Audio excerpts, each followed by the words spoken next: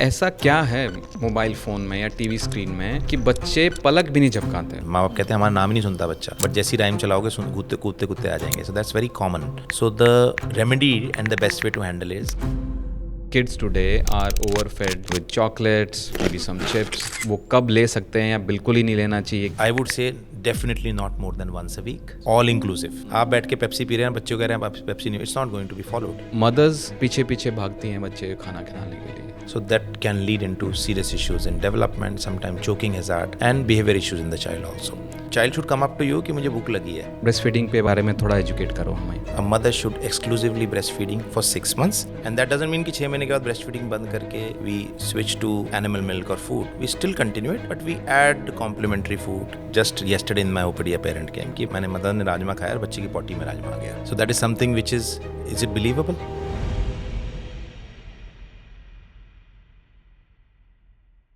Welcome back to MHB bytes. आज के episode में हमारे साथ हैं doctor Vivek Jain, a senior paediatrician with over 18 years of experience. He is the director of paediatrics department at Fortis hospital Delhi. From immunity and breastfeeding to growth, nutrition and their crying, आज के episode में आपके सारे common questions का जवाब मिलेगा. So let's get started. Doctor Vivek, welcome to the show. Thank you so much, Ashish ji. Thank you for giving me this chance, and let's see. हाँ जी. If I could give some helpful advice to our dear parents. Definitely. और वैसे भी माई health बडी का जो audience है वो 80% mother's है, right? And modern parents have lot of questions about their kids. तो आई एम श्योर आज काफ़ी कुछ उनको सीखने को मिलेगा. Let's begin with breast feeding. तो हाउ मच इज़ नेसेसरी, करनी चाहिए नहीं करनी चाहिए, क्या ब्रेस्ट फीडिंग पे बारे में थोड़ा एजुकेट करो हमें. So as a pediatrician, what I talk to my parents is कि देखो बच्चा, you know, as a mother, you have made a baby first. So that's a very, very big thing. But the second biggest thing you can do to the baby's life, or second biggest investment you can do in the baby's life, is to exclusively breastfeed this baby. Okay. So breastfeeding is the most important investment in terms of the child's physical health, in child's mental health, in giving immunity to the child. इसके अलावा अगर बच्चे को कोई भी long term जितनी भी health problems होती है, चाहे वो शुगर हो, चाहे हार्ट प्रॉब्लम्स हो, सो नेम इट, सारी प्रॉब्लम्स, सारे इश्यूज एक ब्रेस्ट फेड बेबी में कम होते हैं when we compare it with a baby who is not been breast fed. So ये सबसे इंपॉर्टेंट इन्वेस्टमेंट है जिस पे हमें सबसे ज़्यादा मेहनत करनी चाहिए. तो इसमें कोई सेकंड थॉट नहीं है कि ब्रेस्ट फीडिंग के बारे में हमें सोचना चाहिए, करना है कि नहीं करना है. Wherever it is feasible, a mother should exclusively breastfeeding exclusively for 6 months, and that doesn't mean कि 6 महीने के बाद breastfeeding बंद करके we switch to animal milk or food. We still continue it, but we add complementary food कि उसके साथ हम खाना शुरू कर देंगे. So that is the one very important aspect here. अभी I was reading somewhere that only 64% of newborn are breastfed in India compared to WHO's target which is around 70%. So what are the factors? क्या हैं कि India में breast feeding कम हो रही है? What factors do you see in your practice? So देखो WHO का target जरूर 70% है, but we should focus for 100%, and it should be 100% breast feeding. And the reasons are, lot of reasons are social now, क्योंकि बहुत ज़्यादा peer pressure है. तो आप देखोगे आपके फ्रेंड्स होंगे, वो कहेंगे कि मैं तो इस बच्चे को एक फॉर्मूला पिलाती हूँ. और शुरुआत में डिलीवरी के बाद mother is under so much of stress post delivery in first few days of life. थोड़ा सा उनके ऊपर भी फिजिकल स्ट्रेस होता है पोस्ट डिलीवरी, तो they get easily motivated by these negative thoughts. तो उस वजह से क्या होता है कि फिर then they start introducing formula feeding, bottle feeding, which is too early. So जो सबसे बड़ा डिटरेंट पाया गया है वो यही पाया गया है कि अगर आपने शुरुआत के दिनों में फॉर्मूला इंट्रोड्यूस कर दिया, या आपने शुरुआत के 4-6 घंटे में ढंग से ब्रेस्ट फीडिंग शुरू नहीं कराई, then we are going to fail in exclusive breast feeding. So सबसे इंपॉर्टेंट चीज़ यही है कि सुनना नहीं है, and the mothers, what I say, they should be motivated prior to delivery. की इश्यूज आएंगे, definitely it's not going to be easy, and there is a large role of the family also. क्या होता है, दादी आएंगी, पापा आएंगे, अरे बच्चा परेशान हो रहा है, ऊपर से दूध पिला दो, या फिर ये हो रहा है कि तुम्हारा इतना दूध नहीं उतर रहा. So those are the things in first few days of life which should be discouraged. So पहले कुछ दिन अच्छे से निकल गए, फिर तो life becomes much easier in terms of continuing feeding. What I have seen as a pediatrician, सबसे ज़्यादा फेलियर शुरुआत में हो जाता है. So it's initial 2-3 weeks where the mother is getting habit of lacting the baby, right? So when I talk to you, अगर पहले 2-3 हफ्ता मदर ने ब्रेस्ट फीडिंग करा दिया एक्सक्लूसिवली, 90% चांस ये हैं कि she will be able to succeed exclusively breastfeeding till 6 months of age. Awesome. यहाँ पर जब इंट्रोडक्शन हो गई, पहले कुछ दिन अच्छे से निकल गए, वहाँ पर अगर आपने फार्मूला नहीं इंट्रोड्यूस कराया, आपने बॉटल नहीं इंट्रोड्यूस कराई और बच्चे को अपना फीड करा रहे हो, then your life is going to be easy for rest of the life, I would say, from child's health point of view. So, are there any scenarios where you suggest your patients कि रहने दो, चलो मत करो? So, what are those scenarios? They are rarest of the rare scenarios, sir. So I would say very extremely rare. So अभी तो ये situation है, अब कोविड आया था, आपने सुना होगा. जी जी. So there were unfortunately certain mothers जिनको कोविड हो गया. So COVID was such a big illness and we were not aware. हमें इतना पता नहीं था कि इसके बारे में क्या करना है क्या नहीं करना. Even those babies, हमारे सेंटर में हम कोविड की मदर से बच्चे को डायरेक्ट ब्रेस्ट फीडिंग कराते थे with the proper precautions. So in medical science there are handful of indications जहाँ पर कि आप ब्रेस्ट फीडिंग नहीं करा सकते, विच आर एक्सट्रीमली रेयर. जैसे कि अगर मदर को HIV हो, मदर को एक्टिव ट्यूबरक्लोसिस हो, या मदर कोई कैंसर या साइकेट्रिक ड्रग्स होगी. सिर्फ ये 2-4 चीज़ें हैं जो कि बहुत रेयर होती हैं. तो इनको अगर आप साइड कर दोगे तो उसके अलावा practically there is no indication where we should avoid giving breastfeeding to baby. But then if there are certain problems, then obstetrician will automatically warn you कि आपको avoid करना है. But yes, it's very very rare. So, what if a mother is not making enough milk for the baby? So from pediatrician point of view, I would say it's a myth. So it's a natural process. Okay. अब हम nature से थोड़ा दूर जरूर जा रहे हैं, but ऐसी कोई मदर नहीं है जो दूध नहीं बना पाती. It's a more of a thought process. सबसे बड़ी प्रॉब्लम है कुछ अवेयरनेस हमारे को ये कम होती है. शुरुआत के दिनों में जो मदर की आउटपुट होता है और बच्चे की रिक्वायरमेंट होती है बहुत ही कम होती है, 10-20% off the total milk requirement. So when the mother starts to extract, उनको लगता है तो दूध आ ही नहीं रहा, या बच्चा रो रहा है, या बच्चे का वेट लॉस हो रहा है. These are all normal transitional process. So I am yet to come across a mother who has actually not been producing enough milk. Yes, there are certain instances when the baby needs extra milk for certain medical reasons, or the baby is too tiny or too premature, but those are medical problems, so that your pediatrician will guide. But otherwise routine में ऐसा नहीं होता कि हमें माँ दूध नहीं बनाएगी. एक हेल्दी पूरे समय के बच्चे में, इवन फॉर दैट मैटर छोटे बच्चे में या बड़े बच्चे में भी, ज़्यादातर माएँ अपना पूरा सफिशिएंट मिल्क बना पाती है. तो ये कहना कि दूध नहीं उतर रहा, ये ऐसी कोई मेडिकल साइंस में it's rarest of the rare again. But ये बहुत ज़्यादा हाइप्ड है actually, that's what we need to avoid. तो फिर कहीं माइंडसेट चेंज हो रहा है मदर्स का कि do they come to you and ask कि मतलब are they moving away from breast feeding? What is your take on this compare to 20 years ago? So 40 years ago जब हम बच्चे थे. बिल्कुल सर. सो व्हेन वी से fortunately now because of the education and information, mothers are coming back. Wow. For when we talk about educated parents, वो सब पढ़ पाते हैं, data is available, information is available. Our government is spending so much money in promoting breastfeeding, and there are a lot of limiting factors in promotion of things which are anti breastfeeding. तो इस वजह से awareness की वजह से yes, still we are not where we should be, but पीछे से अब if you say in last few years, 5 years, 10 years, with educated mothers, they are very much pro breastfeeding. They are motivated. Okay. But yes, there are still not what it should be. पीछे बहुत problem थी. When you talk about 20 years ago, 30 years ago, there are a lot of promotion. बहुत ज़्यादा promotion होता था कि भाई formula के बिना तो बच्चे पल ही नहीं सकते, या गाय का भैंस का दूध तो चाहिए ही चाहिए. अब जैसे जैसे अवेयरनेस आ रही है, पिछले 5-7 साल में चीज़ें बेहतर होनी जरूर शुरू हुई है, but we are still nowhere we should be. तो अभी yes, things are getting better, but it should be even better. Okay. So doctor, on one side there is a mother who has all the support, and she is having good diet as well. She is sleeping well and normal delivery है, recovery भी largely हो गई है. And there is another mother who is not sleeping well, overwhelmed, पहला kid है, इतनी support नहीं है, सो नहीं पा रही हैं, and not able to maintain her diet as well. दोनों के मिल्क सप्लाई और क्वालिटी में क्या डिफरेंस है क्या? So yes, if you ask strictly, there is not much of difference. There is not much. So there is a nature's process. Interesting. Whatever mother's condition may be, she might be deficient in certain nutrition, she might be taking less proteins. So there is a nature's process कि वो milk constant milk जो breast milk में सारे nutrients concentrate हो जाते हैं. तो you know ऐसा नहीं है कि बिल्कुल नहीं इफेक्ट करेगा. Definitely if there is no calcium at all in the body, so there will be less calcium in the milk also. If mother is taking very low protein, it will be impacting the baby's protein level also. So yes, it is important that my mother should take proper nutrition, but the impact is not that huge. And still it is better than any other alternate option available. So to overcome these issues, we need to understand that breastfeeding is a full-time job.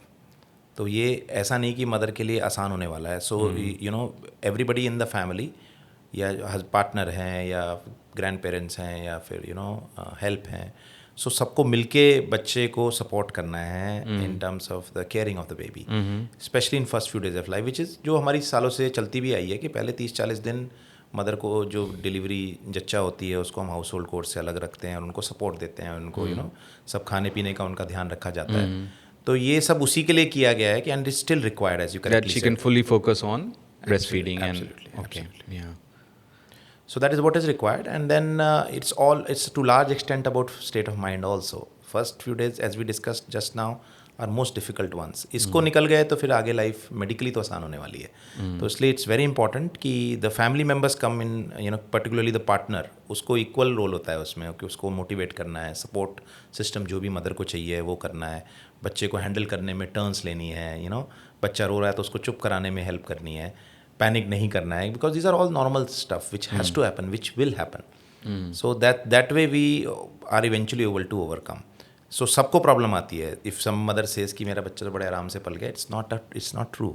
Every single mother would have had certain issues. वो breast feeding कराने में हो, बच्चे को चुप कराने में हो, सब बच्चों को थोड़ा सा शुरुआत में दिक्कतें आती हैं, but all of us have grown well. That's a natures thing. So nature ने ऐसा बना दिया है कि वो बच्चे के लिए मदर की बॉडी से एक्सट्रैक्ट कर लेती हैं. Absolutely. And mother's milk is like gold. इसमें कोई ऑप्शन नहीं है. अगर आप ये कहेंगे कोई डेफिशिएंट मदर है या उसके अंदर बिल्कुल प्रोटीन नहीं है या उसके अंदर बिल्कुल कैल्शियम भी नहीं है और वो she is under going you know any medical issues, उसके बावजूद भी वो अपने बच्चे के लिए बेस्ट पॉसिबल मिल्क बना पाएंगी, which can not be matched by any milk available in the world. Wow, so interesting and liberating as well.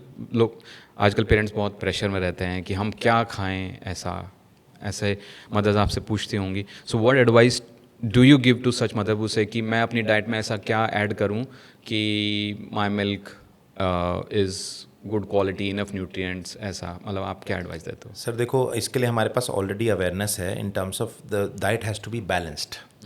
Mother's feeding does not really require you know बिल्कुल अलग से कोई उनको न्यूट्रिशन की ज़रूरत नहीं होती. It's just that you need to take extra liquids, slightly extra proteins and you know slightly extra vitamins and minerals. That is what is required.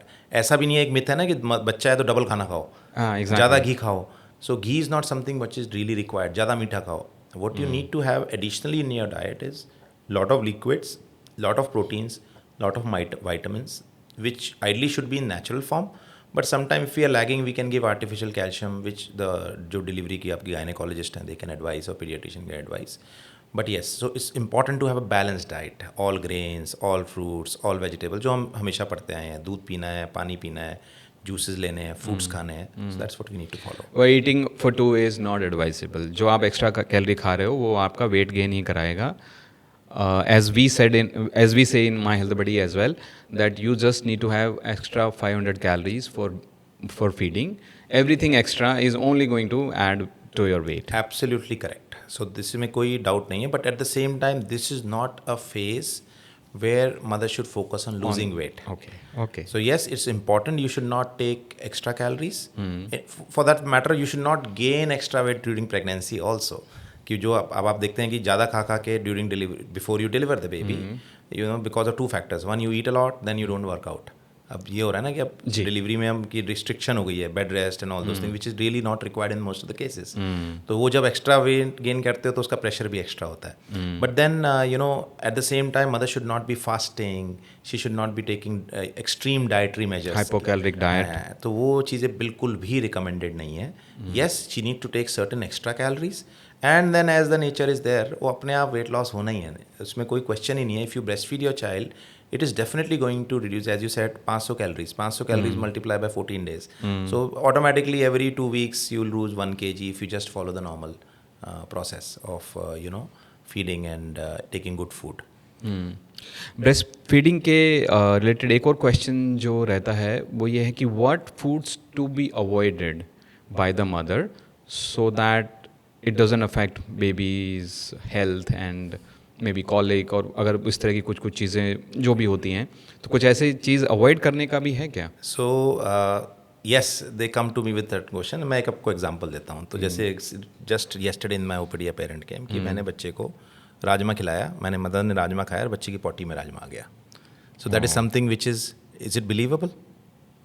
You can, you, so unfortunately that is not possible. So you need to understand the process. आप कुछ खाते हैं, वो आपके पेट में जाता है. I'm talking about a mother. It gets ultra filtrated, it gets broken down into micronutrients, it goes in the blood circulation, and then it forms the milk. So there is no way कि आप कुछ भी खाएंगे वो as it is बच्चे के पेट में चला जाएगा या बच्चे के मिल्क में चला जाएगा.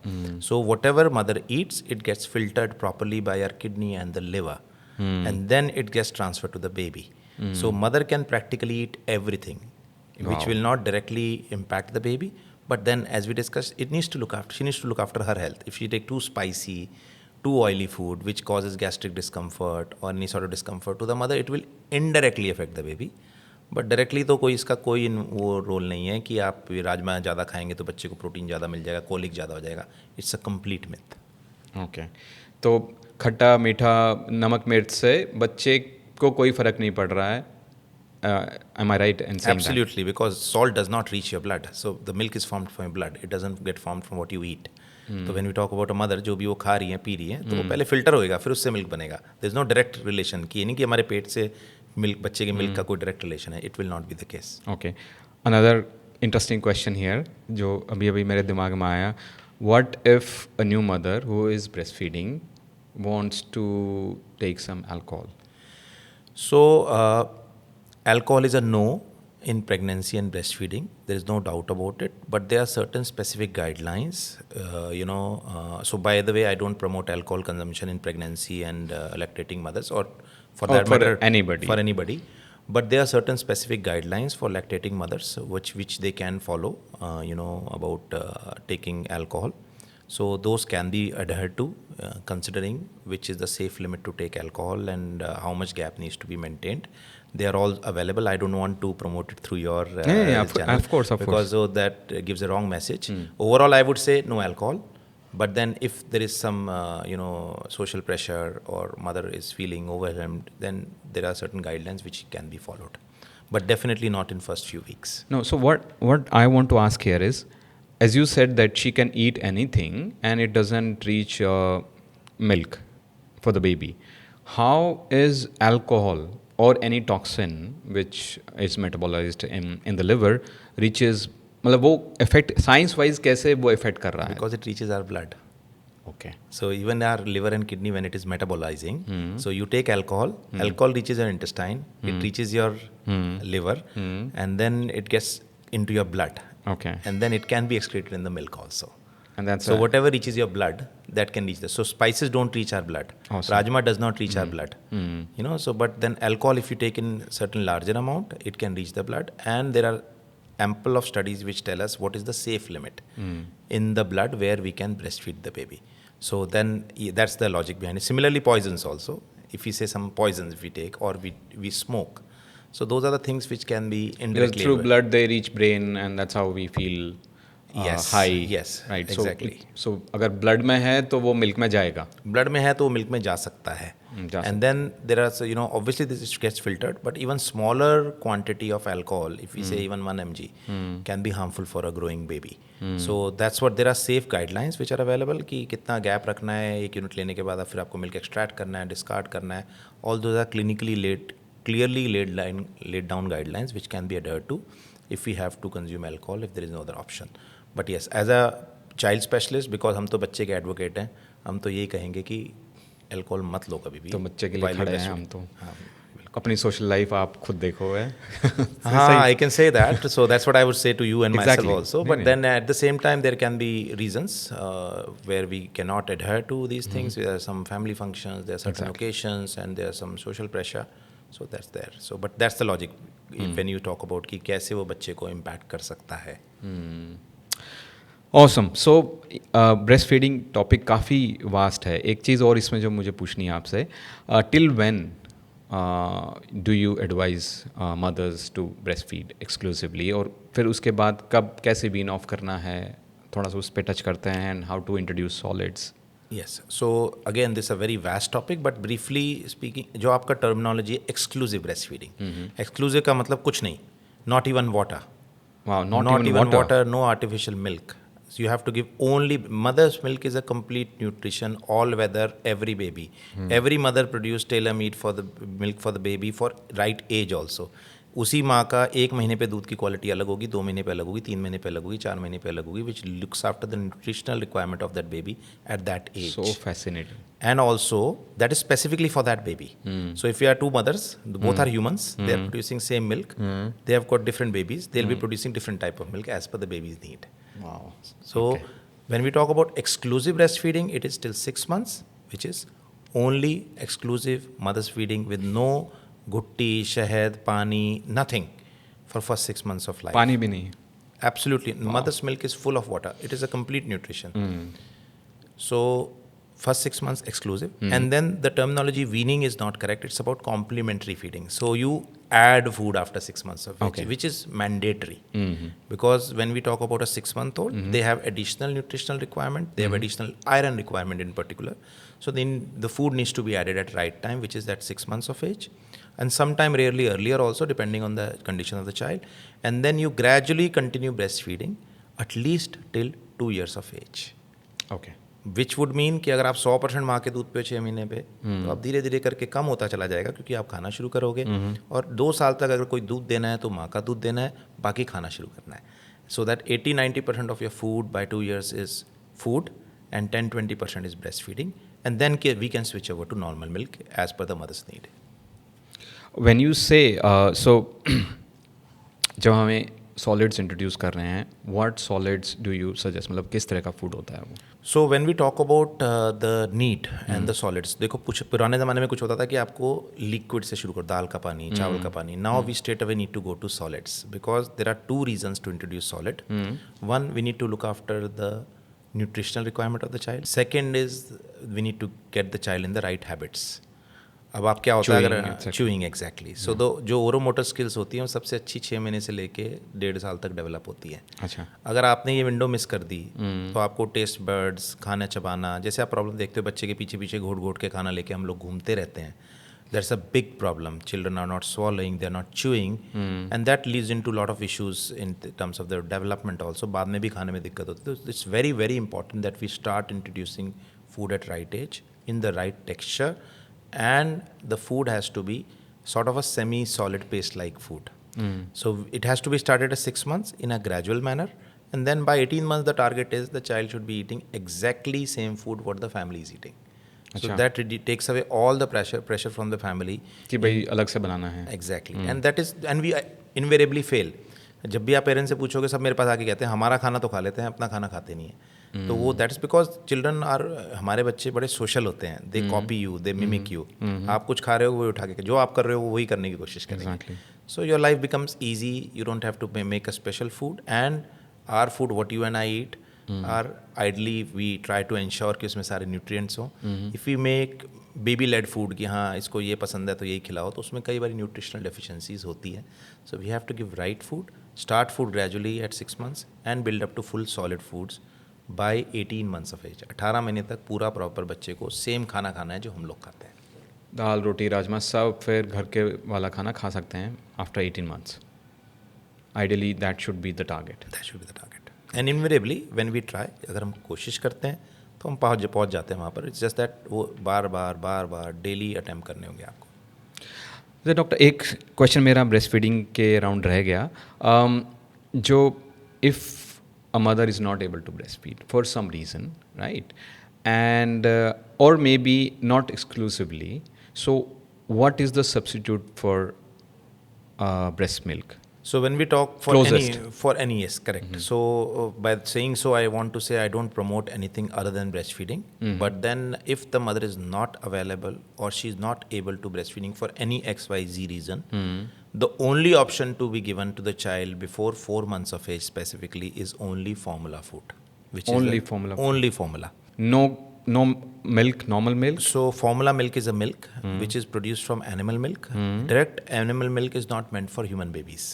It has got its own issues, because that's made for जो जिस मान लो काउ मिल्क ले रहे हो काफ के लिए है, बफलो मिल्क ले रहे हो काफ के लिए, तो उनके बच्चे के लिए जो प्रोटीन कंटेंट और जो टाइप ऑफ प्रोटीन होता है वो हमारे बच्चे को सूट नहीं करता. It is very high in protein load which can harm in child's, kidney को, बच्चे के इंटेस्टाइन को नुकसान कर सकता जो है. अभी फॉर्म हो रहे हैं. जो फॉर्म हो रहे हैं, correct, they are immature. immature. And then 100% सारा आपको दूध ही जा रहा है ना. Even you and I take 100% milk, that is not a complete nutrition.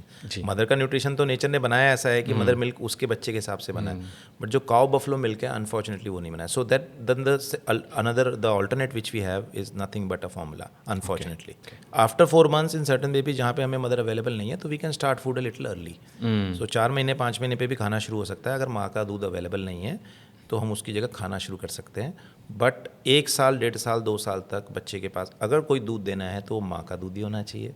और अगर माँ का दूध अवेलेबल नहीं है तो formula which is they just try to modify the quality of the animal milk. तो है वो एनिमल मिल्क ही, बट उसको ऐसे चेंज किया जाता है कि थोड़ा सा बच्चे को नुकसान कम करे. And maybe some things are added, some nutrients are added to try to match.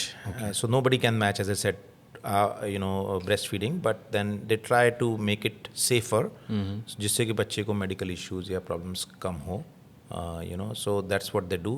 So I would say strongly, yes, we should focus on breastfeeding, but where not available, we can start food little early. By 18 months, they should be on solids, that they should be having the foods which are like family is having. But then how about sugar? कब कितना? Because it seems that kids today are overfed with chocolates, maybe some chips.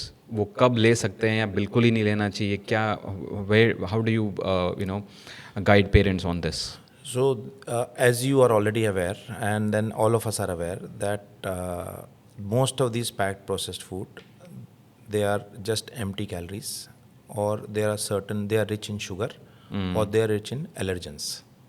Allergens मतलब कि जैसे chocolate या spices या flavours या colouring agents, they are all artificial substances जिनसे बच्चों को प्रॉब्लम्स आती है. क्या प्रॉब्लम आती है? Number 1, your intestine is not suppose to take this food. उनको नेचुरल फूड चाहिए, दाल चावल. अगर आप ये एलर्जेंस लेंगे तो उससे हमारा जो इंटेस्टाइन का माइक्रोबायोटा या इंटेस्टाइन का सिस्टम है, that gets hampered.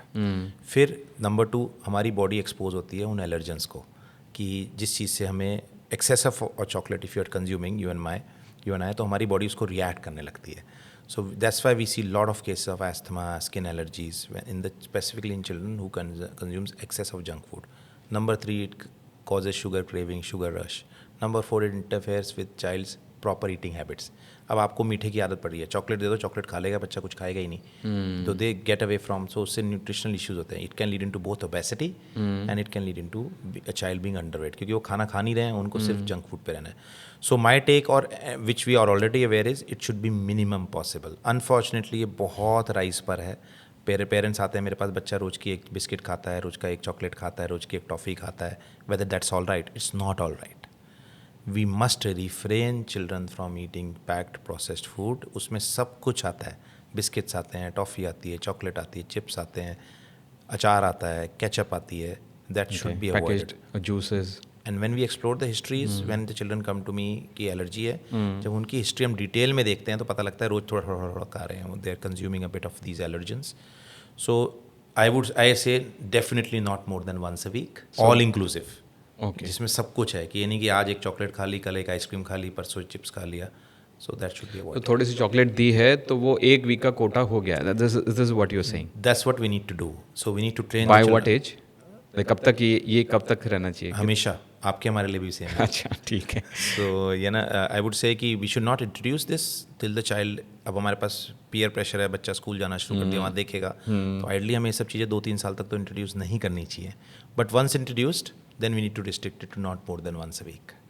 That's the minimum I would suggest. कि अगर अवॉइड हो सके बहुत अच्छी बात है. एंड देन जब हम एजुकेट करते हैं बच्चे को, देन दे कि ये आपके लिए अच्छा नहीं है. Children kids do understand, but then ये सब शुरू घर पे ही होता है। आप बैठ के पेप्सी पी रहे हैं, बच्चे को कह रहे हैं आप पेप्सी नहीं, it's not going to be followed. Parents कहते हैं कि हमारे फ्रिज से निकाल के पी ली, in first place why was it there in the fridge at all, why was it there? So अगर होगी तो बच्चे लेंगे ही। So that's what we need, हमें भी अपने प्रैक्टिसेस चेंज करनी चाहिए before we apply it to the children, and then obviously थोड़ा सा स्ट्रिक्ट शुरू से ही रहेंगे तो फिर प्रॉब्लम्स नहीं आएंगी। एक और चीज़ खाने को लेके बड़ा जो मैंने देखा है, सो मैं आई सीन, मेरे खुद के बच्चे नहीं हैं but I seen my nephew growing up, तो मदर्स पीछे पीछे भागती हैं बच्चे खाना खिलाने के लिए, राइट? तो कितना उसको फोर्स फीड करना चाहिए, क्योंकि या फिर ये जो पुराना हमारा विजडम वो ये है ना कि भूख लगेगी तो खुद खा लेगा। सो इन दोनों के बीच में क्या, where is what is the right thing? देखो sir, force feeding is never recommended. Okay. कभी भी बच्चे को so there are parents as you correctly said, ऐसे भी माँ बाप हैं जो बच्चे को 3 लोग लगे हैं, एक जना ने बच्चे को ऐसे जकड़ के बीच में अपने फंसा रखा है, एक बंदा सामने उसके गाना बजा रहा है, one person is dancing and other person is TV भी चल रहा है, and yes correct, and then somebody is pouring food in the mouth. So that can lead into serious issues in development, sometimes choking hazard, and behavior issues in the child also. So unfortunately, because of the nuclear families, or we are so attached to the baby, we feel कि अगर वो खाएगा नहीं तो हमारी थोड़ी सी issues बढ़ जाएंगे. So what I suggest strongly is that we must not practice this force feeding habits. तो ये बिल्कुल नहीं करना चाहिए।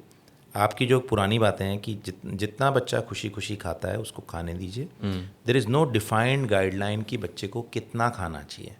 आप भी बोलेंगे 1 रोटी खानी चाहिए, 2 रोटी खानी चाहिए, आधा कटोरी ये खाना चाहिए। There is no defined guideline as such. Children should eat proper food. जो फूड है, what type of food they are suppose to eat, वो पेरेंट्स डिसाइड करेंगे। बट कितनी क्वांटिटी उनको करनी है वो उनको खुशी खुशी खाने दीजिए। Let their hunger decide. Absolutely. And whenever they are hungry again you can, ऐसा कोई स्ट्रिक्ट नहीं होता कि आपने 3 ही मील खिलाने हैं। बच्चे को, child should come up to you कि मुझे भूख लगी है, and then you can offer the food again. But वो भूख मतलब चॉकलेट नहीं होना चाहिए। अक्सर ये होता है कि वो भूख लगी मतलब बिस्किट खिला दो। They won't eat food but they will come back to you after an hour कि मुझे बिस्किट खिला दो। एंड हम एज अ पेरेंट सोचते हैं बच्चे ने कुछ नहीं खाया तो चलो जी एक बिस्किट ही खिला दें, उससे एटलीस्ट इसका न्यूट्रिशन पूरा हो जाएगा। But it is empty calories as we discussed. तो येस, जो पुरानी चीज़ें थी वो सही थी और अभी भी सही है कि हमें बच्चे को जितना वो खुशी खुशी खाए खाने दीजिए। लीविंग असाइड एक जब फेज आता है जब बच्चा बीमार होता है, the child is unwell, then we might use a bit of distraction in small children in particular to ensure they drink well. But leaving aside an unwell child, for any healthy child we should get them into right habits of right food and it is not difficult at all. Let them ask for food. Absolutely.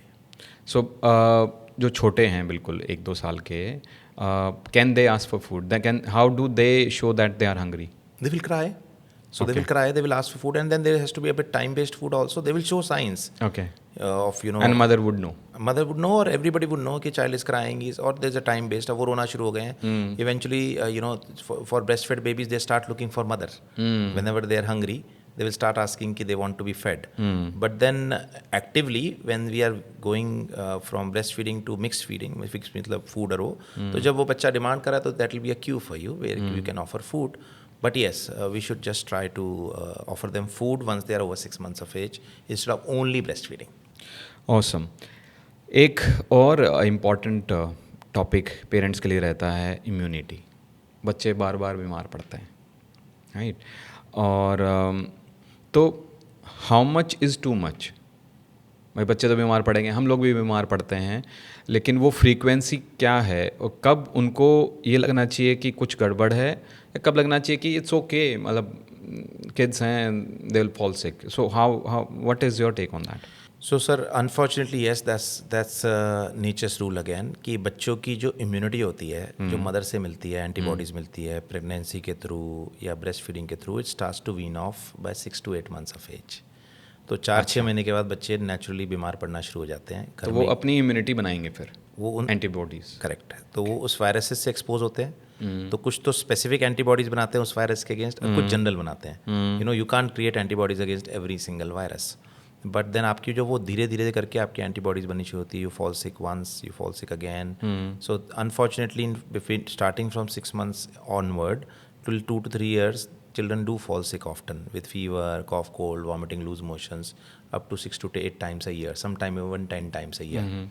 So that should not cause a lot of alarms to the obviously it's concerning. A child is sick, children don't feel parents don't feel good about it, but it's normal for the children to fall sick.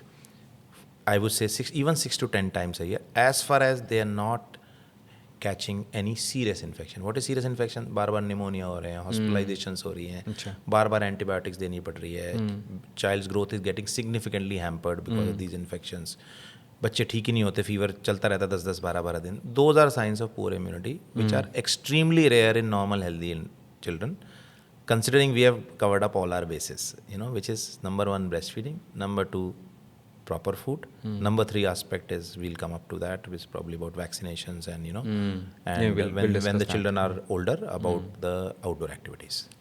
But जो हम जैसे हम जब बड़े हो रहे थे तो पेरेंट्स ऑब्वियसली वो एज अलग थी, they were fighting for their survival, है ना, इतना ध्यान नहीं हम पे दिया जाता था कि खेल रहे हैं इधर उधर, खेल रहे हैं गंद में, खेल रहे हैं ये वो इधर उधर. बट आजकल parents are very particular that about cleanliness, कि ध्यान दे रहे हैं कि वो ये गंदगी है, साफ़ सुथरा, 3-4 बार, मतलब दिन में पता नहीं कितनी बार कपड़े चेंज होते, whatever. So is this over emphasis on cleanliness hampering in any way? So what I would say is that the current practice is also not bad, but when we go overboard, that is a concern. एक problem होती है obsessive compulsive disorder, आपने सुना OCD, people wash hands 50 times a day, 100 times a day. So yes, it's true that we should practice cleanliness, and because of introduction of more cleaning, clean practices, clean water, washing hands, sanitation, so infections के rate कम हो गए हैं. But what is happening now is because of this, what you said is overprotection. So घर में ठीक है, आप साफ सफाई रखिए, पोछा रखिए, बच्चों को साफ कपड़े पहनाइए, साफ खाना खिलाइए, but then the children should be exposed to normal outdoor environment, which is कि उन्हें पार्क में जाके बच्चे मिट्टी को हाथ ना लगाएं. This is not correct. So we as humans have evolved in this natural world, in this घास, in this मिट्टी, which is never harmful to any human or any animal for that matter. The natural dust. I'm not talking about the household dust, क्योंकि वो बिल्कुल different है, उसमें metals हैं, उसमें चीज़ें ऐसी हैं जो कि नुकसान कर सकती हैं. But when we talk about the park or when we talk about the open spaces which are natural greenery, वहाँ पे exposure बहुत ज़रूरी है बच्चे की physical health के लिए, immunity के लिए, allergies के लिए, and even mental development के लिए. You go out in open, you feel good, which all of us must have experienced. We go for a morning walk, we had a fantastic day. So that's what. तो आजकल बच्चे में जो थोड़ा सा इसके एक्सट्रीम की वजह से इंडोर हो गए कि बाहर जाएंगे गंदे हो जाएंगे, तो that practice should be discouraged. They should be allowed to play in mud, normal mud. Park में जाना चाहिए, गंदे होने का उनको अलाउ करिए. मिट्टी में खेल रहे हैं, गमले में मिट्टी निकाल रहे हैं, that is perfectly fine. That's good for their development, in fact. So it should be done. But घर के गमले में नहीं, they should go out in park. ये नहीं कि एक you keep a flower pot in the house and washroom में रखा कि चलो हाथ धो, पौधे को हाथ लगाओ and then wash your hands. And they should be allowed to roam free in the normal outdoor environment for at least 60 to 90 minutes every day, which is a basic minimum recommendation. So yes, that's what yes, there are certain good practices which are happening with new generation, but ये थोड़ा extreme हो रहा है कि वो बाहर नहीं निकलने देते हैं उनको. एक्सट्रीम गड़बड़ है. एक्सट्रीम गड़बड़ है. एक और चीज़ related to same is immunity से आगे बढ़ते हैं. वायरल्स और बीमार पड़ने वाला जो रहता है कि बच्चे काफ़ी बार बुखार आता है, right, and then I was reading somewhere that virals antibiotics लेते हैं और एंटीबायोटिक रेजिस्टेंस डेवलप हो जाती है. तो क्या है ये, वो वायरल्स हैं या वो कुछ है? What do you say on that? So जो दो आपने terminology the, they are contradictory actually. हाँ जी. So as you say virus and you take antibiotics, they are two different things. Antibiotics are against bacteria. Okay. Virus is virus. So there are virus, there are bacteria. There are two different type of infections. Fortunately in our community, more than 95% of the infections are viral. कोई भी बच्चा बीमार होता है, 95% से ऊपर जो infections होते हैं वायरल होते हैं, which are self limiting, जिसमें बच्चे अपने आप ठीक हो जाते हैं. 4-5% बैक्टीरियल होते हैं, उसमें से भी आधे से ज़्यादा बैक्टीरियल से भी बच्चे फाइट कर पाते हैं. but there are certain infections which can be bad, like typhoid or certain bacterial infections. So which a parent cannot identify. It has to be identified by a clinical practitioner, a child specialist, or for you a physician. So once they diagnose either through clinical examination or through after running few tests, that is when they recommend कि आपको अब antibiotic use करनी चाहिए. So antibiotic is something which should not be ever started in the first day of illness without recommendation of a certified or a qualified doctor. जैसे आजकल practice है, बच्चा बीमार हो, मेरा गला खराब हुआ, मैंने एजिथ्रोमाइसिन खा ली, so that is very common. मैं बहुत करता था which पहले. is detrimental for our health and particularly for a child because their body is developing immunity. Their body, we don't know what are the side effects of these medications on prolonged and frequent usages. They are not poisons. They are useful drugs, very useful drugs for that matter, when we catch serious infections. But they should not be used without advice of a, जैसे आज practice है कि doctor ने पिछली बार ली थी हमने antibiotic, बच्चा दोबारा बीमार पड़ा, हमने फिर से दे दी. बिना सोचे समझे कि वो बैक्टीरियल इन्फेक्शन था या वायरल था, आपने सोचा कि बच्चा बीमार रो रहा है, बुखार ज़्यादा है, लो भैया वही पुराने वाली दवाई चला दी. So that is what needs to be avoided. Yes, antibiotics have to be used in certain cases, but very few. Most of the time, these infections, when the children fall sick, in my practice, 99% of the kids get better without antibiotics. Less than 1% of the kids do need antibiotics when we need to use them with caution.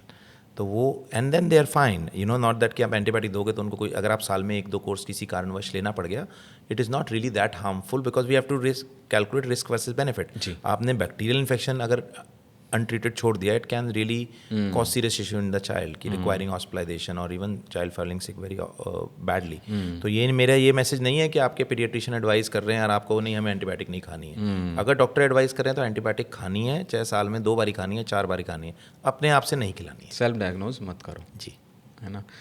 लेकिन जैसे parents आए आपके पास, है ना, बच्चा बीमार है, fever है, ठीक है, रो रहा है, पूरी रात सोया नहीं है, ठीक है, और वो आपको बोले सर कुछ तो दे दो, रो रहा है, नहीं सो रहा, and you know it is viral, right, and so but आपने ये भी बोला कि भाई हो जाएगा ठीक अपने आप, वायरल है तो अपने आप ही ठीक होगा.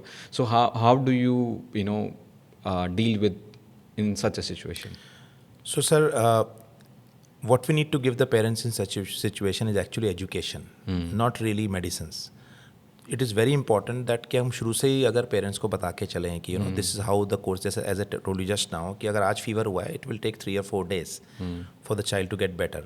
At the same time, parents need to be educated about certain danger signs related to that illness. कि अगर आपको ये प्रॉब्लम आ रही है तो आपको you need to come back to us, and that is when we will further या तो इन्वेस्टिगेट करेंगे या उसको हम दवाइयाँ बढ़ाएंगे.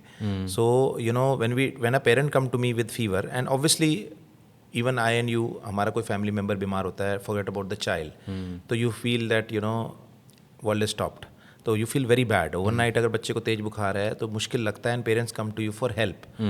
But at the same time, because of good, fortunately, education and information, when you tell them that this is how it has to be, this is how it's going to be, they know what is coming, and then you take a decision with them, and information which you pass to them, and you take a collective decision about this, then it gives you long-term help, dividend in terms of कि अगली बारी भी parents prepared होंगे उसके लिए.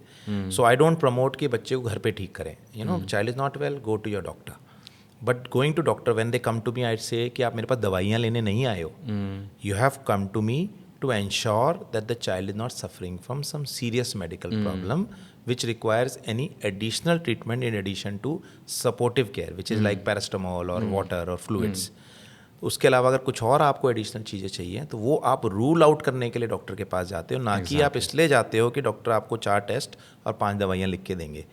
सो that is what the awareness needs to be pass to the parents, and that is happening. So if I talk to most of my paediatric colleagues, that's how we practise. अब आप देखेंगे तो paediatrician don't write medications unless the infection is they were not writing earlier also, but now with the more and more awareness about antibiotic resistance, so we are going away from antibiotics unless specifically required. पर फिर भी आपको लगता है कुछ mail practices हैं इस fraternity में, वेयर सपोज जैसे आपने तो उनको गाइडेंस दे दिया, दे आर स्टिल रेस्टलेस, उनको तो आराम चाहिए बच्चे का, then they go to be doctor ने कह दिया कि ले भैया ये लिख लो, एंटीबायोटिक दे दी. अब एंटीबायोटिक प्लेसिबो हो, कुछ हो, कर जाए काम, वो सोचेंगे यार वो वाला डॉक्टर था ना, उसकी दवाई काम कर गई. Do you see such scenarios? So if I talk about my practice, और ज़्यादातर पीडियाट्रिशियंस की अगर हम बात करते हैं, तो इट ऑल डिपेंड्स ऑन कौन से, this is a trick which I am telling you about my thing. So it depends on what day of fever you are approaching your doctor. Okay. अगर आप पहले दिन मेरे पास आओगे वायरल फीवर लेके, और उसको हम एंटीबायोटिक दें, हम उसको ब्लड टेस्ट कराएं, हम जो मर्जी करें, fever still going to last for 2-3 days. So they have met me, then they go to some other pediatrician on third day, or they have seen some other pediatrician on first day, and they come to me on third day, and I write them, instead of paracetamol, they're not getting relief, I give slightly stronger fever control medicines if fever is not getting managed. So it might happen कि वो fever तीसरे, तो it's all time. उनको लगेगा कि वो तीसरे दिन आपके पास आए, वो हो गया ठीक, तो हो गया, इसकी दवाई चल गई. So but fortunately sir, in our fraternity, you know, if I talk about medicine, when we talk about all registered medical practitioners, Okay. so there is a code of conduct, there is ethics which they need to follow. So when we talk about blaming, accusing, it usually does not happen. अब you know, if I talk to you, so medical में they will educate you. Whenever you go to a pediatrician, they'll tell you कि हाँ पिछले doctor ने आपको ये बताया था, मेरे हिसाब से इस समय ये प्रॉब्लम है. Obviously the findings can change, and then they can actually change the medical treatment. Now it is the influence of the parents, they understand कि वो उससे क्या हो रहा है, but that at the end of the day, we as pediatricians are there for the baby. We're not there for the parents and their happiness and their satisfaction. Yes, obviously that is also a part of our duty, but we are duty bound to give the right treatment to the child first. And all of the pediatricians, when we say that, that's how they treat. Malpractices unfortunately does happen. Her line में होती है. If you talk about, you know, 1 in 100 or 1 in 1,000, there would be certain malpractices, and that is we have got regulatory authorities to check upon that. जैसे हमारे में कहावत है, not all coaches are good coaches, not all politicians are bad politicians, कुछ अच्छे भी हैं. तो एक आधे डॉक्टर हैं जो कुछ ना कुछ कर देते होंगे, but largely they follow evidence based and जो प्रोटोकॉल्स. Absolutely. Awesome. ठीक है. एक क्राइंग से भी काफ़ी जो मैं टीम से बात कर रहा था कि क्या क्वेश्चन मैं पूछ सकता हूँ आपसे. क्राइंग पे बहुत आता है, इसमें थोड़े से मिथ्स रहते हैं कि बच्चा रो रहा है, इज़ इट गुड, या फिर ज़्यादा रो रहा है तो वो क्या है, कुछ मतलब इसमें क्या है, is it good for the baby, is it some sign, क्या रहता है इसमें crying? So again it goes, एक अब काफ़ी वास्ट क्वेश्चन है. We are talking about a crying of a newborn, we are going Newborn. Yeah, maybe 6 months, till 6 so months. first 6 Yeah, months. So yeah, first that's the area which we are targeting. So crying is essential. Crying is essential. So the child can only communicate by crying. So when we talk about again evolution, coming back to nature, अब ये तो है नहीं कि आज की date में जो है कि एक बच्चा घर में है और उसके पास 4-5 लोग उसके पैरे पे खड़े हुए हैं. When we talk about human babies, they were supposed to be in jungle 200 years ago. तो या 300 साल पहले, 500 साल पहले, हम तो लाखों सालों से इवॉल्व हो रहे हैं. मम्मी ने बच्चा पैदा किया, बच्चे को यहाँ पेड़ के पास लेटाया, she is about 200 metre away from the baby. जब तक वो रोएंगे नहीं बच्चा, मम्मी उसको कैसे फीड नहीं कराएंगी. So this is an attention कैसे मिलेगी? एब्सोल्युटली. तो child has to cry. That is the only way they communicate about their need, whether it is changing their, cleaning their potty, whether they want to be cuddled, whether they want to be fed. So crying is essential. I say to new mothers, बच्चे को 3 ही चीज़ें आती हैं, सोना, feed करना और रोना. माँ बाप अक्सर ये कंप्लेन करते हैं कि बच्चा जब उठा होता है, जब रोता ही है. So those are only available in social media कि बच्चा आपका उठा हुआ है, 1 घंटा हंस खेल रहे हैं. So children with either want to be comforted when they are crying, और they want to be fed, और they want to be sleeping till 4 to 6 months of age. उसके बाद जब then when they start becoming active, then the crying could be due to other reasons, but crying is normal. What is too much of crying? That's another important question. कि अब हम worried कम होना है. When there is an unconsolable cry for more than 30 minutes. Unconsolable. Unconsolable का मतलब कुछ भी कर लिया वो चुप ही नहीं हो रहा, फीड करा के भी नहीं चुप हो रहे, गोदी में लेके भी नहीं चुप हो रहे. आपने उसको ये नहीं कि फीड कराया चुप हो गया फिर रोना शुरू हो गया. That's not unconsolable. If the child is crying continuously for more than 30 minutes, unconsolably, that is a time when you need to report to your doctor, या फिर आपको इमरजेंसी में जाना है. That could be a cause of concern. बच्चा 15 minute रोया, फिर आधा घंटा चुप हुआ, फिर 15 मिनट रोया, that is likely to be normal. एक आपने अभी स्लीप पे बात की, तो 3 चीज़ें कर रहा होता है, या फीडिंग कर रहा हो, या क्राइंग, या sleeping. So I was reading somewhere 60 to 80% of urban kids are sleeping less than recommended. कुछ है ऐसा कुछ? बिल्कुल ऐसा ही है sir. and that is largely to do with our habits. So again evolution. दिन ढल गया, रात हो गई, सब बंद, no entertainment, you go to bed. That is how it was supposed to be. Now because kids have to get up in the morning, जो school going kids की बात कर रहा हूँ मैं आपको, 6-7 बजे उठ के स्कूल जाना है, उसके बाद घर आके ट्यूशन करना है, ट्यूशन करने के बाद टीवी देखना है, and then parents come back home late, they watch television together, they sleep at 12 o'clock or 1 o'clock in the night. So that is the habits which are going into the baby. So it's very, very important that the children should get at least 8 to 12 hours of sleep, depending on what age we are talking about. So 9-10 घंटा तो कम से कम होनी ही होनी चाहिए. तो वो स्लीप्स routine बनाना ज़रूरी है कि उसको शुरुआत से ही हम वो आदत डालें कि बच्चा 9 बजे 8 बजे रात को सोएगा, सुबह 6 बजे उठना है. तो अब क्या होता है कि वीकडे में तो आपने 6 बजे अलाउ कर दिया, वीकेंड में आप सोचते हो कि अब तो यार चलो आज छुट्टी है, हम भी आराम से सोते हैं, बच्चे को भी. अब बच्चा 10 बजे उठा, अब बच्चा 9-10 बजे उठेगा तो child will sleep late. That disturbs their sleep routine. So we need to form a sleep routine in the child at a very early age. So they should go to bed. If they say they have to get up 6 o'clock in the morning, they have every single day we need to ensure they sleep at same time. Half an hour ऊपर नीचे की बात अलग है, so that their sleep routine, and then they get up in the same time also. उससे वो हमारे जो बॉडी में मेलेटोनिन होता है, हार्मोन्स रिलीज होते हैं, उससे आपको ऑटोमेटिकली आप चाहे कितना भी सोए, you will still fall sleep at this. जो हम डिस्टर्ब कर देते हैं उसको स्लीप साइकिल को बिकॉज ऑफ सोशल लाइफ और गोइंग आउट, सो वहाँ से फिर कि हम ये नहीं कर सकते कि मंडे टू फ्राइडे तो 8 बजे सुला दें और सैटरडे संडे को बच्चे 12 बजे सुला दें, तो वो स्लीप डिस्टर्ब रहेंगी. That leads into lot of issues in the children in terms of sleep hygiene parents की रिस्पॉन्सिबिलिटी है वो सेट करना. एब्सोल्युटली जी सर. उसके लिए उसके प्रॉब्लम क्या है, स्लीप हाइजीन नहीं होगी तो बच्चे की ग्रोथ इश्यूज होंगे, growing body, because you don't get enough rest, your growth hormone will be affected, your height, growth, even immunity can be affected by improper sleeping habits. So कितने hours आप suggest करते हो, जैसे by 2 years 2 to 6 years, क्या recommendation है आपकी? So that is also very big terminology to be given, but at least 10 hours sleep is required for every single child. Okay. So yes, it goes down with age. अब हम ऐसे कहें तो शायद newborn तो 15-16 घंटे सोते हैं. अच्छा. But then if we give a number, then the parents start to panic कि वो तो 15 घंटे नहीं सोया, वो तो 12 घंटे सोया, मुझे क्या करना है. So yes, the number has to be more than adults. So we say कि आपको हमें अगर 7-8 घंटे की सोने की ज़रूरत है, एक न्यूबॉर्न को 15-16 घंटे की सोने की ज़रूरत है. अच्छा. न्यूबॉर्न में स्लीपिंग की इतनी हाइजीन की प्रॉब्लम्स नहीं आती है. The hygiene starts when they start to sleep through the night. जब बच्चे 6-8 महीने 10 महीने के हो जाते हैं, उसके बाद जब पर्टिकुलरली जब school age, pre school age और after 2 years, that is the time when they need to sleep at least 10 to 12 hours at the starting time, and then any child for that matter, even a teenage child, should be sleeping 9 hours a night. इतना तो नहीं सो रहे हैं, teenage तो certainly नहीं सो रहे हैं इतना. That's the peak age. जब आपकी puberty आती है, when you're growing, your growth hormone is being released. If you're not sleeping properly, your growth hormone will get hampered. Your height will be affected negatively. तो जैसे कई बार जब sleep routine set कर रहे हैं पेरेंट्स, तो कुछ कि वो दिन में नहीं सोने देते सो दैट रात को वो सो जाएं. Is this okay? That's okay. If child should have some rest. If they have had a busy day like you and me, they start their day at 6 o'clock. They come back from school at 3. They can rest. They can maybe have a power nap for 10, 20, 30 minutes. It's not really required कि बच्चा दिन में 2 घंटा सोए, 3 घंटा सोए.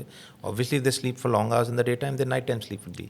What is important is the correct terminology as used is the sleep hygiene and a routine. So they need to एक आपके 9 घंटे 10 घंटे आपको फिक्स करने हैं सोने के लिए. बस समय पे सोना और उसी समय पे उठना इज इम्पोर्टेंट. उठना थोड़ा बहुत तो फिर भी आधा 1 घंटा ऊपर नीचे कर सकते हैं, पर सोने का तो आपको रूटीन बनाना ही बनाना है. Right.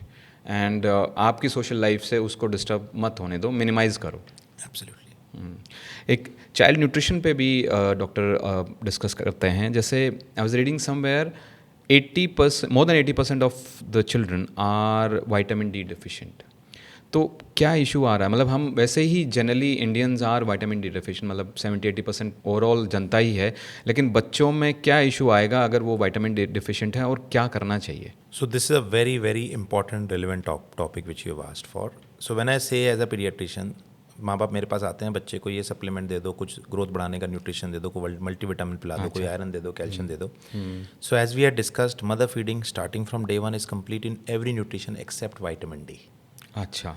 So vitamin D is the only source of vitamin D is sunlight. And now with the urbanization, the sunlight exposure has gone down drastically.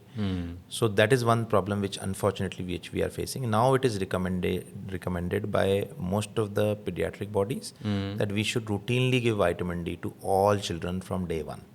Supplement? Supplement, yes. So there's a vitamin D supplement which has to be given, which we recommend to every single child, starting from first day till 1 year of age, and thereafter also, based on how much exposure they are getting.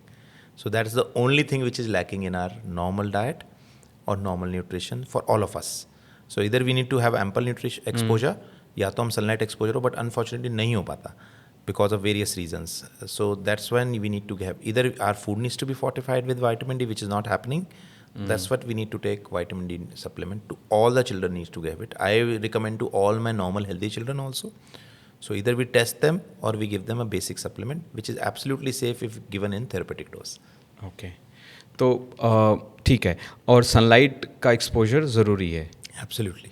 Newborn के लिए भी? हर बच्चे, हर इंसान के लिए ज़रूरी है. किस तरीके से करना चाहिए? So you know it depends on what weather we are, क्योंकि इंडिया में, दिल्ली में पर्टिकुलरली वेदर बहुत सारा होता है. So at least I do suggest कि आधा घंटे से 1 घंटा सनलाइट एक्सपोजर होना चाहिए, which gives you good vitamin D and it is good for the child's normal skin development, mental development. So when we talk about vision development also, when we talk about beyond newborn period, जो ये चश्मे लग रहे हैं या myopia हो रहा है, that's because of lack of exposure in watching distant objects. So when you go out in open, you see distant objects. So your eyes get used to that. When you're continuously looking at near objects all the time in your normal routine, then your eyes do not get used to see distant object that much, and then accordingly your cornea and everything is formed, and there is a rise in myopia. So yes, so that's what, अगर हमें बच्चों को कम से कम 1 से 2 घंटा, बड़े बच्चों को और छोटे बच्चों को भी हमें आउटडोर एक्सपोजर होना चाहिए लाइट के लिए, सनलाइट पर से. Around 70% kids are anemic. So do you suggest iron supplements as well along with vitamin D? Iron का इशू ये होता है, अगर हम आयरन क्यों हर किसी को रिकमेंड नहीं करते, अगर आयरन ज़्यादा देते हैं बच्चों को तो कभी कभी किसी किसी बच्चे में कॉन्स्टिपेशन, अच्छा, gastric discomfort and sometime dental staining, जो बच्चों के दांत होते हैं उसमें black pigmentation because of the iron colour, that can happen. So whenever I write iron to any kid, तो पेरेंट्स को वार्न करना होता है, they need to, once the teeth erupt, they need to brush the teeth properly, and then they need to be careful कि constipation तो नहीं हो रही है. So when we gradually build, usually side effect नहीं होते, but yeah, that's what. So it's not something which is absolutely side effect free. Okay. Although कोई long term side effect नहीं है, but these things can be little discomforting for the child. So, and what other supplements can be used as tool by parents, or what you suggest apart from vitamin D in most cases, like almost all cases, then sometimes iron, और कुछ कोई supplements हैं जो? Sir, we do have multivitamins and calciums available, which we can use in certain kids जो who are falling sick often, या कुछ सब्जियां नहीं खाते, या बच्चे बार बार बीमार पड़ रहे हैं, या कुछ हमें growth related issues हो रहे हैं, but they are not certainly recommended for every single child. So they are all practically safe, but I don't recommend them as routine. It's better to use, for example, iron देना है तो iron rich natural food खिलाओ. अगर आपको multivitamin देना है तो वही fruits, vegetables, use them in plenty. Minerals देने हैं तो उसका वो हमें इस तरीके से करना है. Then calcium देना है तो then milk is a good source, but then not excessive milk. So that's what we say. Routinely there is no recommendation कि हमने multivitamin, calcium ये सब चीज़ें बच्चे को देनी है. और कोई सप्लीमेंट जैसे स्टेंटेड ग्रोथ के लिए कोई और सप्लीमेंट, जैसे बोलते हैं कि हाइट बढ़ाने के लिए या ब्रेन शार्प करने के लिए, ये सब? No, they actually, as we had discussed, if there are certain deficiencies, they lead into all these issues. कि brain growth को भी affect करेगा, physical growth को भी affect करेगा. So yes, if the child is lagging in any of these things, we need to do a routine. There is easy blood test to check your iron level, to check your calcium level, to check your B12 level. वो आप screen कर सकते हो before starting this, क्योंकि एक बच्चे को supplement देना अपने आप में एक टास्क है. 3 महीने तक रूटीन फॉलो करना, रोज सिरप पिलाना, और उसको फिर कंप्लायंस होना, तो it's, and obviously blood test is also not that easy. But जहाँ जैसे आपने बोला स्टंटेड ग्रोथ, अगर कोई ग्रोथ या मेंटल डेवलपमेंट रिलेटेड इशूज आ रहे हैं, it's always better to consult your paediatrician, get your child tested for those deficiencies, and then accordingly कितनी प्रॉब्लम आ रही है उसके हिसाब से करेक्ट करें. They're all of them are pharmacological medication. They are not really routine OTC की हर किसी को देना है या देने से कुछ extra फ़ायदा होगा. What we need to adhere to is a balanced diet. Good protein intake in a growing child, good multivitamins, good complex carbs. So those are the things which we need to focus upon. ठीक है. Supplements के बाद एक और topic बड़ा important है doctor, वो है vaccination. So if I come to you as a parent, new parent, what few things I need to keep in mind for vaccination? Government की होती हैं, प्राइवेट वाली होती हैं, पेन फ्री, कुछ ऐसी भी है कि पेन वाली, पेन फ्री, थोड़ा इसमें एजुकेट कर दो प्लीज़. पहली बात तो हमें समझना होना चाहिए कि वैक्सीनेशन का पर्पस क्या है. वैक्सीनेशन जैसे अब कोविड ने हमें सिखा दिया है, they are basically certain medicines और injections which go into the body, जो कि एक आर्टिफिशियली आपका इन्फेक्शन मिमिक करती है कि आपको इन्फेक्शन हो गया and then it produce antibodies. So they have been tried and tested medications over the years, जो भी हम बच्चों में यूज़ करते हैं इन पर्टिकुलर, तो उनके ट्रायल्स होते हैं stage 1, stage 2, stage 3. Once the trials are over, they are found to be safe, then they are introduced in the children to protect against certain serious illnesses.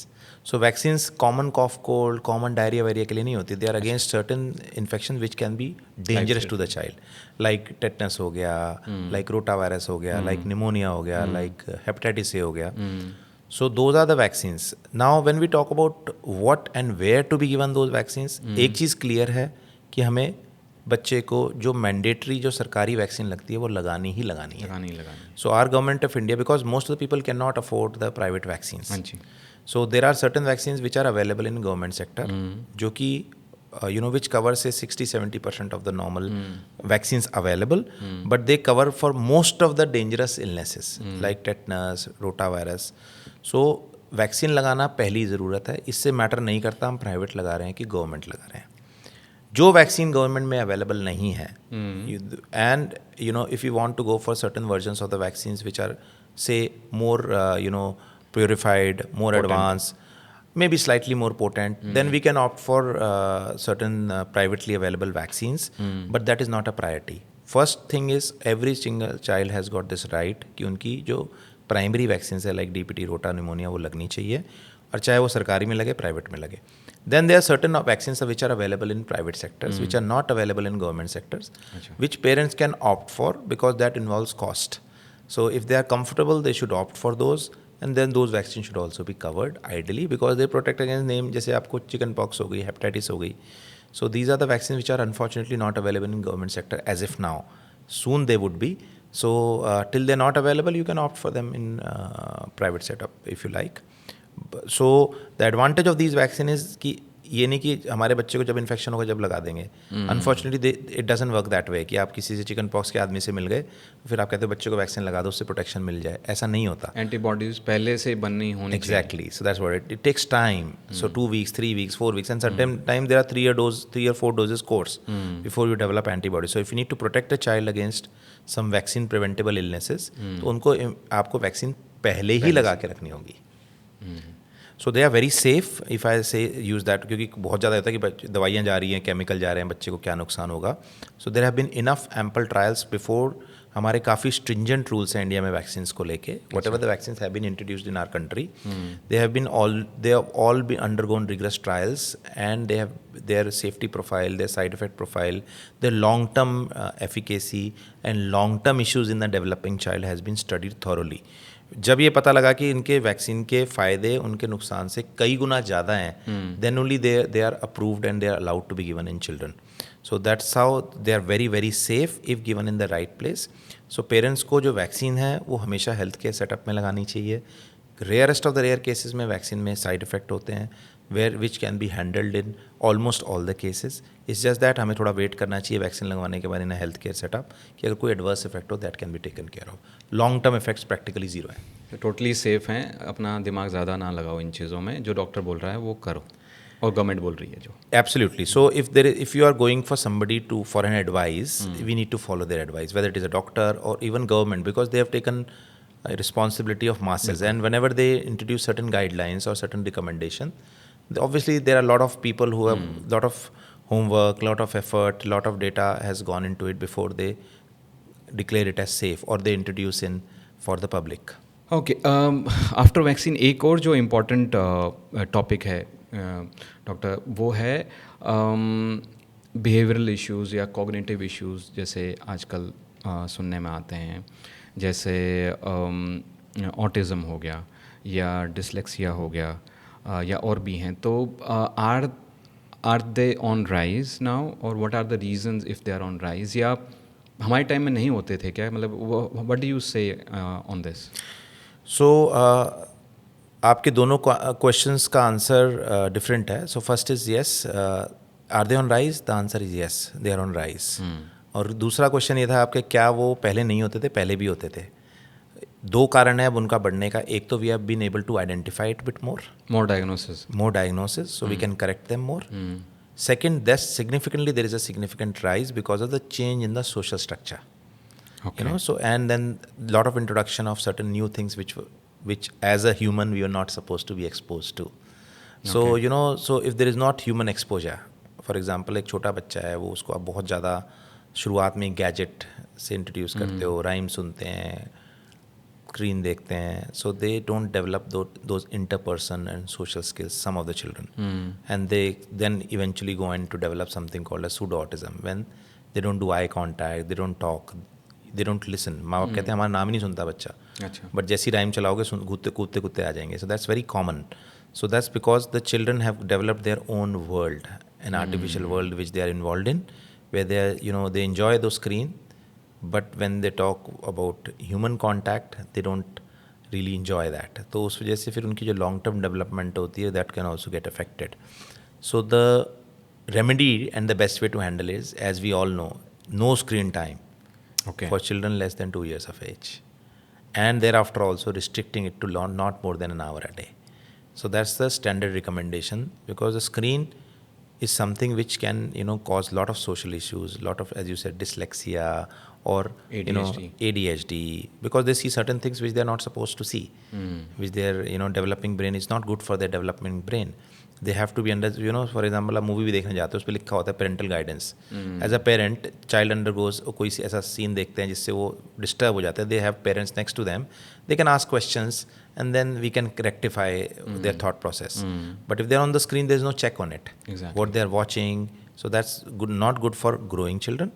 But when we talk about smaller children, because they see rhymes and, you know, तो वो बस वही गाना सुनेंगे, dance करेंगे, but जब बात करोगे बात नहीं करेंगे. So that is not something which is good for developing children. The screen has to be restricted. It is not a privilege at all. It is detrimental for growing children. But urban kids, they are watching, their screen time is around 3 hours, जो studies हो रही हैं, and but recommended है वो सिर्फ 1 घंटा है. So how do you educate और tell the parent who is coming to you कि भाई कैसे आप इसका स्क्रीन टाइम कम करो? क्या आप कुछ टिप्स हैं क्या आपके So pass? that's the lifestyle changes we need to incorporate. And obviously, if the parents are working, it would be difficult कि बच्चा 3 बजे स्कूल से आता है, 3 से 6 बजे तक क्या कराएं. So standard recommendation is कि बच्चे को 1-1.5 घंटा उस टाइम पे बाहर निकालिए. Put them in certain physical activities. Sometimes parents complain हम community park में नहीं भेज सकते, वहाँ safe नहीं है. You know कि कहीं कुछ कोई ना कोई issues, you know, किसी भी तरह security issues मान लीजिए, या sometime pollution, sometime बारिश हो रही है. So you just say कि you enroll them in certain outdoor physical activities. So fortunately with the development there are a lot of outdoor sports which have been introduced, coaching classes, you know, whether it is karate, dance or whatever it is.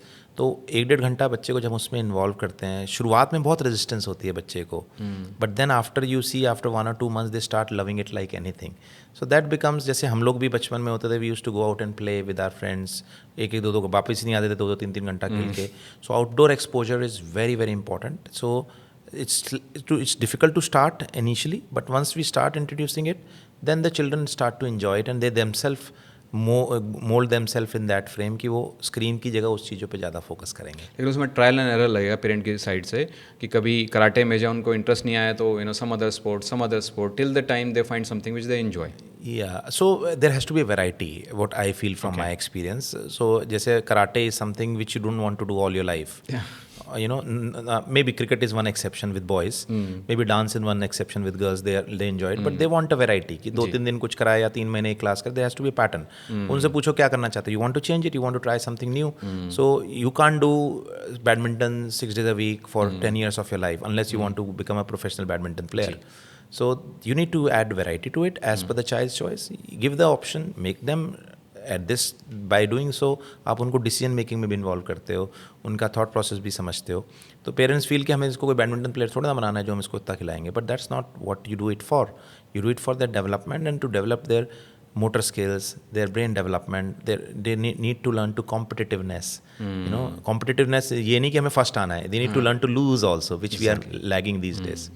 So that is what you know it's all about. So that's what I recommend कि ठीक है screen जितना कम कर सको और ज़्यादातर it should be under supervision, but outdoor activity को बढ़ाओगे तो ऑटोमेटिकली आपकी प्रॉब्लम्स खत्म हो जाएगी. लेकिन एक चीज़ मुझे पूछनी है, शायद आपको पता हो कि ऐसा क्या है मोबाइल फ़ोन में या टीवी स्क्रीन में कि बच्चे पलक भी नहीं झपकाते हैं. मतलब my Neiphiu and I call his name when he is watching something, वो रिस्पॉन्स ही नहीं करेगा. मतलब वो ऐसा एक टकी लगा के देखते रहते हैं, जो उनको उनकी फेवरेट चीज़ बोल दो, मैं चॉकलेट दे रहा हूँ, कुछ दे रहा हूँ, कुछ ऐसा क्या है उसमें. So for the developing brain it's there world. Okay. So whatever they see, they imagine, and that's what they are completely engrossed and involved in. तो उनको नहीं पता होता कि चारों तरफ क्या हो रहा है. And even if sometimes they can be aggressive when you take away the screen from them. बिल्कुल. So that is what we need to avoid, कि उनको screen unsupervised की बच्चे को, this is something very very detrimental actually, कि एक बच्चा बैठा हुआ है और आप उसको 2 साल के बच्चे को ऐसे लगातार स्क्रीन पे चीज़ें देखे जा रहे हैं. This is not allowed. This should not happen. तो ये हो रहा है, तो this is a problem and that's what it's happening. So we need to stop it there. ठीक है, बच्चे को अगर स्क्रीन देखनी भी है, एक तो थोड़ा डिस्टेंट हो, और इतनी easily accessible now, phone has become so accessible now and there is no check on the quality of videos they are watching. So television is in a way better, you know, at least you can keep a check on it, and then you can बैठ के देख रहे हो कि आप कि बच्चा क्या देख रहा है, you can change. Absolutely. And then you can also listen ना. अब हम कहते हैं यार इसको बंद कर, अपने कान पे हेडफोन लगा के देख ले. That's not good. You need to monitor what the child is watching. You know, so that is what is required, and obviously by not doing so we are calling trouble. So doctor, before we conclude, हमने इतने सारे topic बच्चों को लेके discuss किए हैं, parents कैसे parenting को लेके सब कुछ. सो what are the few tips you would give to takeaways you give to a new parent जो आपके पास आए कि यार ये चीज़ तो आप बिल्कुल ध्यान रखो. So being a pediatrician, मेरा जो मेन फोकस है that is about the health of children, and जो मेरी रिकमेंडेशन होती है पेरेंट्स को about parents want the child to be healthy both physically and mentally. तो उसके लिए जो टिप्स हैं वो जो हमने इसमें डिस्कस किए. नंबर 1, पहले बच्चे को 6 महीना ब्रेस्ट फीडिंग कराना है. उसके बाद प्रॉपर खाना खिलाना है. उसके बाद जब बच्चा बड़ा हो जाता है, once the child is over 18 months, balanced diet के साथ हमें डाइट में junk food, packed process food out रखना है. दूसरी चीज़ जो हम बाकी you know for mental development, even for physical development जो हमें फोकस करना है, that's about the screen time. कि बच्चे को फिजिकल एक्टिविटी में ज़्यादा इन्वॉल्व करना है, which should be preferably outdoor physical activity, and उसका स्क्रीन टाइम और जो मोबाइल टाइम है that needs to be restricted to bare minimum. This is my basic advice to the parents. And as far as the general medical health illnesses are concerned, then they should follow the advice of their doctor. You know, whatever the doctor advise, we should adhere to them, but you know, not to try to self-medicate the children. अपने आप से antibiotic या दवाइयाँ ना दें. So that ensures कि you know we have a good outcome and good livelihood of the child. तो self diagnose ना करें, खुद डॉक्टर ना बने, डॉक्टर की एडवाइस सुने. Thank you so much doctor Vivek. आप आज हमने कितने सारी चीज़ें कवर की हैं, साइंस, प्रैक्टिकल एडवाइस, और आई एम श्योर पेरेंट्स को काफ़ी आंसर मिले होंगे उनके कॉमन क्वेश्चंस के. Thank you so much for coming, and I am sure और कुछ टॉपिक्स हैं जो हम नेक्स्ट टाइम डिस्कस करेंगे. आई एम श्योर आप आओगे next time. Thank you. It will be pleasure. It will be all mine to join you again for another you know informative talk. Thank you so much for inviting me. Thank you. A big thank you to Dr. Jain for taking the time and breaking things down so simply. अगर आपको ये episode helpful लगा तो do share it with other parents, और अगर कोई सवाल रह गया तो कमेंट्स में लिखो. And also please like this video and subscribe to our channel अगर अभी तक नहीं किया है तो. See you in the next one.